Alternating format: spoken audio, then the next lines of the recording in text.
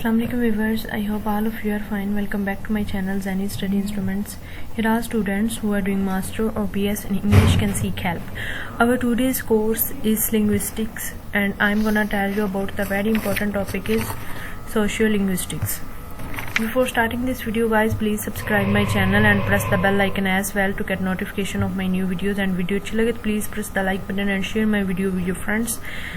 The viewers who have subscribed my channel are requested to watch the video till end so that you can understand the full topic. If you don't understand, please tell me in the comment box. If you need another topic, please tell me in the comment box. You will get the same topic in the next video. And a good news for you, अब मेरे channel पर literature की videos के साथ साथ आपको daily English videos भी मिला करेंगे जिसको वॉच करके आप अपनी इंग्लिश को बेटर बना सकते, वोकैबुलरी गुड कर सकते हैं, प्रोनाउंसिएशन सीख सकते हैं. तो प्लीज़ शॉर्ट वीडियोस भी वॉच किया करें. Linguistics, सोशियोलिंग्विस्टिक्स.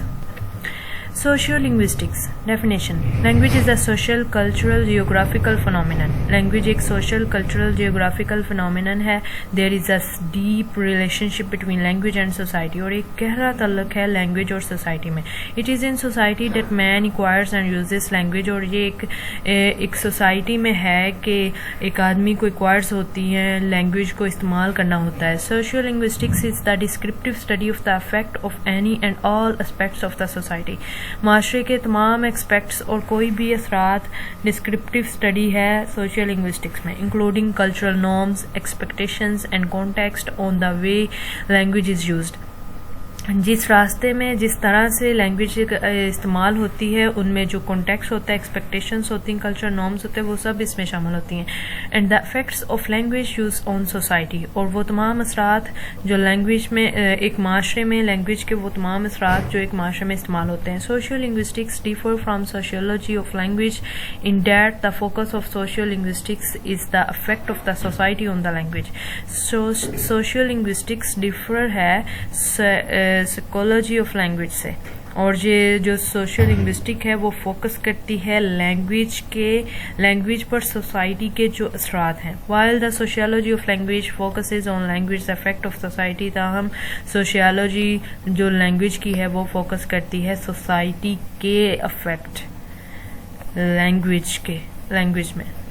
It is also studies how language varieties differ between groups separated by certain social variables such as dialect, register, Pitkin, Creole, etc.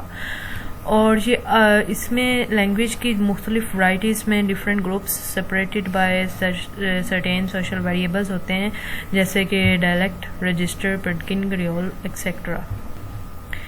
Varieties of language. Some of the varieties of language are as under: first dialect, second register, third Pitkin, fourth Creole. First of all, dialect. The word dialect, which contains lect within the term, derives from the Greek words dia, meaning across, between, and legen, speak. Dialect जो लफ्ज़ है उसमें मुश्तमिल है LECT, lect within the term, जो Greek लफ्ज़ डिया meaning across से बिटवीन और स्पीक से आया है. अ डायलेक्ट इज़ अ रीजनल और social variety of language.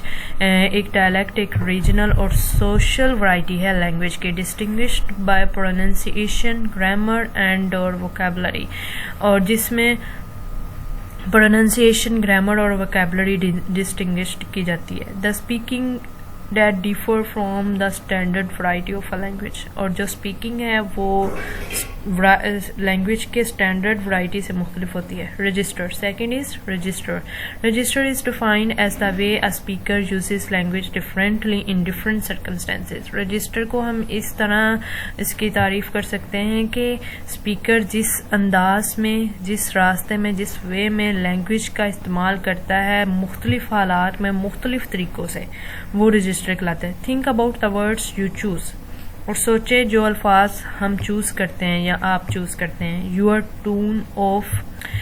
Twin of voice, अपनी वॉइस की tone. Even your body language, और यहाँ तक कि आपकी body language. you probably behave very differently chatting with a friend than you would at a formal dinner party or during a job interview. इनमें बहुत ज़्यादा फ़र्क है, जैसे कि आप नॉर्मल अपनी किसी फ्रेंड से चैट कर रहे हैं और ये जो चैटिंग होगी ये मुख्तलिफ होगी, और डिनर पार्टी में हम नॉर्मल जो बातें करते हैं किसी के साथ, रिलेटिव्स के साथ या फ्रेंड्स के साथ, वो डिफरेंट होगी, और ड्यूरिंग अ जॉब इंटरव्यू वो डिफरेंट होगा। और ये जो डिफरेंस है यही रजिस्टर कहलाता है। दीज वेरिएशंस इन फॉर्मेलिटी, और इस फॉर्मेलिटी में जो वेरिएशंस हैं आल्सो कॉल्ड स्टाइलिस्टिक वेरिएशंस, और इन्हें स्टाइलिस्टिक वेरिएशंस भी कहा जाता है, are known as registers in linguistic, और ये लिंग्विस्टिक में रजिस्टर्स के नाम से जाने जाते हैं। थर्ड, पिडगिन।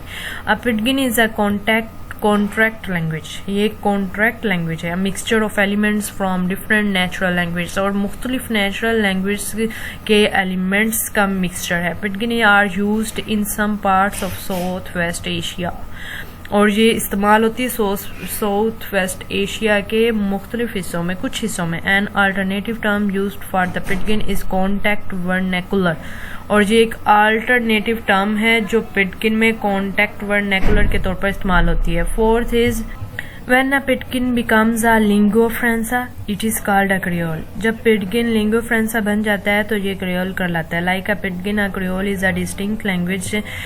Pidgin की तरह ही Creole की एक distinct language है। Unlike a Pidgin, however, a Creole is not restricted in use and is like any other language in its full range of functions. और ये Unlike a Pidgin, however, a Creole is not restricted in use and is like any other language in its full range of functions.